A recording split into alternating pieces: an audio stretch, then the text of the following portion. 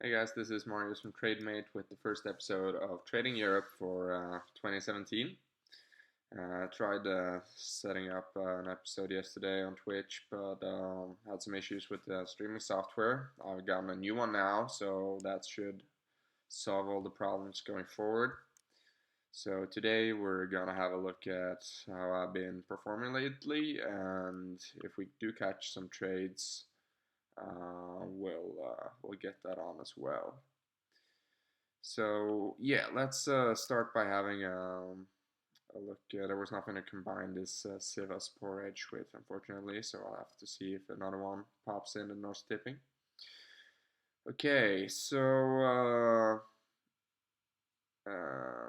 right now I'm at a $3,000 profit, average ROI of 9%, and a total of 783 trades. So it's been pretty busy with the company lately, so I haven't had too much time to trade, but we've gotten most of it sorted out now. So I'm gonna try and pick it up and make Trading Europe hosted every Saturday on 2 p.m. UK time. So as you can see, if you remember from the last episode, my fund growth was at about 45%, I think, and now it's at 87, and that has to do with me withdrawing about 2.5K for some personal use in this time period. So right now I only have 6 active bookies plus money on sport market. So going forward, I'll also be looking to make some new deposits when I have a bit more money on my hand to get some more bookies, as I've been noticing that only having 6 books when you're mainly trading on the recommended leagues as I do is a bit on the short side. So that should help. All right, so let's have a look at my performance since about mid-December. I think that was when the last episode was on.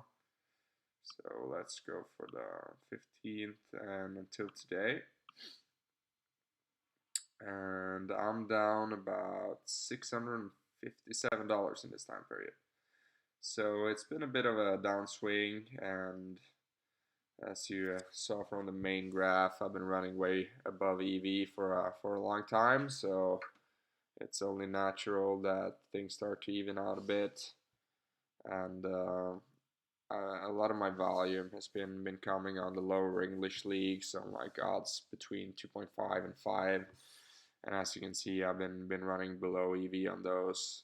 And it's only natural that you hit these stretches where things don't go as well.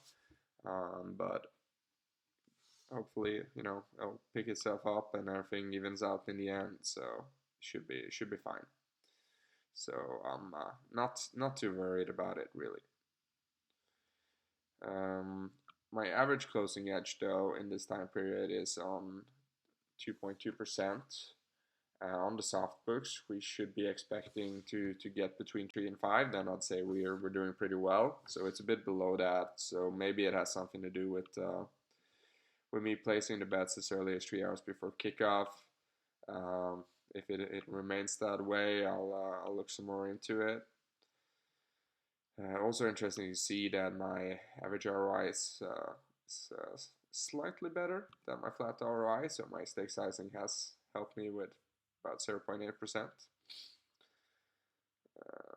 Yeah, and if we zoom back to my overall stats, we can see that on average I've had a 2.9% closing edge. So that's where I want to be, above that really.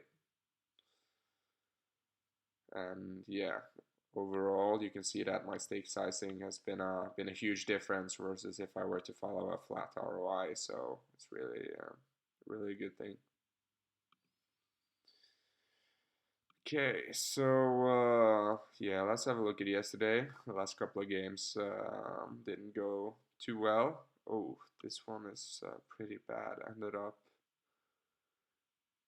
yeah, I placed this pretty early, like three hours and 4 hours or something before the game, and it ended up swinging hugely out of my favor. So if you're gonna be placing it early, there might be a tendency for the odds on the favorites to drop.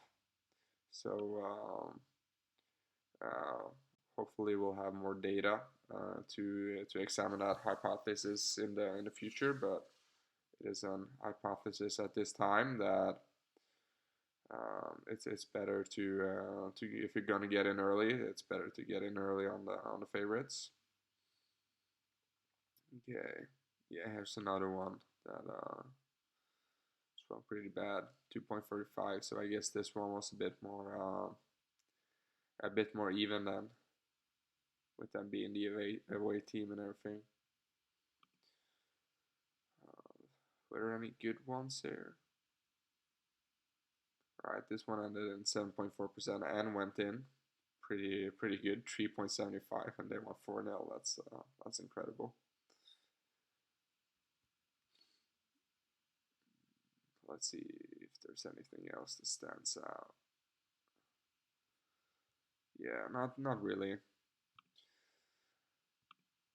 Okay, are there any trades on today then? Still a single sport game, but I need to find something to match it with. So I'll just have a quick look and see if I can find a low oddser somewhere. Yeah, let's just look up what Arsenal is at on odds portal. Maybe I'll be able to combine it with that if NT is not too far away from Pinnacle or a handball game. That's they usually Norse tipping usually price themselves way below the rest of the market, so it's often tricky to find something good to combine it with, but we'll see. I'll have a look for that first. Let's hope it's not too slow.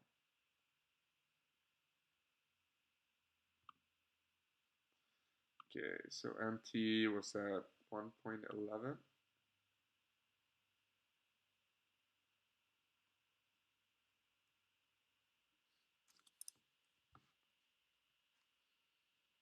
And then we'll just have to wait here for a second to let the odds pop up.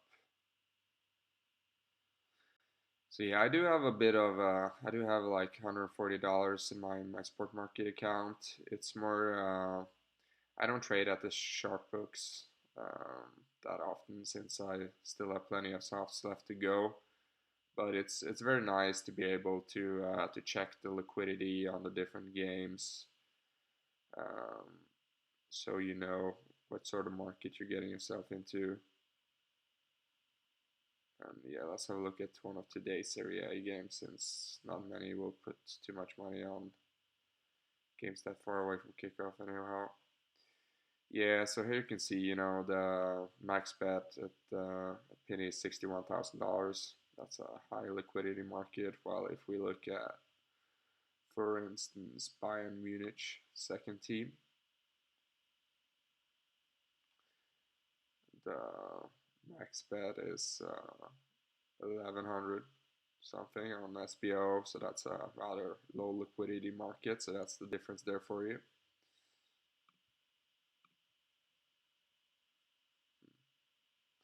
This page was taking forever to load.